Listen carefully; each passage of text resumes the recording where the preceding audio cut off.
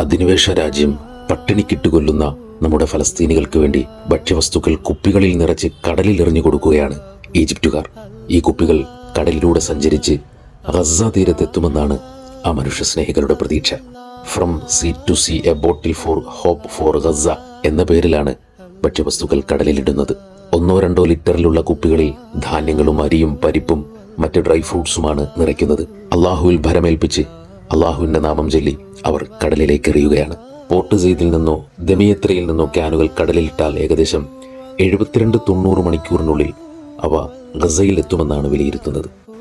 മനുഷ്യനെ ഹൃദയത്തിലേക്ക് ചേർത്ത് വെക്കുന്ന മനോഹരമായ കാഴ്ച. അയൽവാസി പട്ടിണി കിടക്കുമ്പോൾ വയറു നിറച്ചുണ്ണുന്നവൻ എന്നിൽപ്പെട്ടവനല്ല എന്ന് പഠിപ്പിച്ച പുന്നാര റസൂലിന്റെ അനുയായികളും നേതാക്കളും സുഖലോലുപതയുടെ സാമ്രാജ്യങ്ങളിൽ അധികാരത്തിന്റെ അരമനകളിൽ അമർന്നിരുന്ന് ആനന്ദ നൃത്തം ചവിട്ടുമ്പോൾ, എല്ലാം നിശ്ചലമാവുമ്പോൾ ചില മനുഷ്യർ സ്വപ്നങ്ങളിലൂടെ അവരിലേക്ക് പുതിയ വഴികൾ തുറക്കാൻ ശ്രമിക്കുകയാണ്. വിശപ്പിന്റെ മുനമ്പിൽ മനുഷ്യർ ശ്വാസം വിടാൻ പോലും കഴിയാതെ വിശന്നു മരിക്കുമ്പോൾ ഈ മനുഷ്യർ അവരിലേക്ക് പ്രതീക്ഷയുടെ കളിവഞ്ചികളിൽ അന്നം കൊടുത്തയക്കുകയാണ്.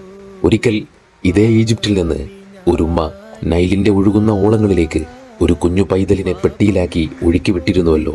നൈലിന്റെ ഓളപ്പരപ്പിൽ കിടന്ന് താരാട്ട് കേട്ട് ആ പിഞ്ചു പൈതൽ ആ ഉമ്മയുടെ പ്രതീക്ഷ പോലെ അതിന്റെ ഏറ്റവും മനോഹരമായ തീരത്തെ തൊട്ടിരുന്നുവല്ലോ. പ്രതീക്ഷയുടെ മനുഷ്യർ ആ സ്വപ്നങ്ങൾ വീണ്ടും കാണുകയാവും. മനുഷ്യരെ